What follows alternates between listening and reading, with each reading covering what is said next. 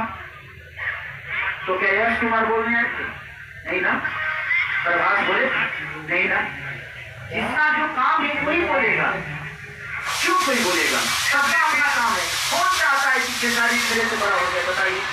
मैं चाहता हूँ कि कोई मेरे से बड़ा हो जाए, कोई नहीं चाहता। आप भी चाहते होंगे कि आपके बगल के जो यूट्यूबर हैं उनसे ज्यादा व्यूवर आपका मिले, आपकी व्यूज ज्यादा चले। इस तरह आप सोचते हैं, उसी तरह हम भी सोचते हैं। ऐसा नहीं कि हम आसमान से चांद पर से आए हैं और हम अलग सोचने लगे। हम तो जीने की एक दुनिया का सवाल और कंट्रोवर्सी हो गया तो उसके लिए कोई नीचे नहीं। मैंने क्या बोला कि आप किस नजरिया से किस चीज को देखते हैं ये आपसे निर्भर करता है, हमसे नहीं।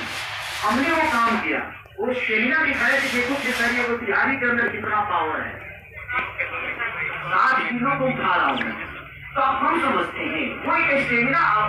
और वैसी ऐसा नहीं कि मैंने नया उपचार किया, मैंने भी एक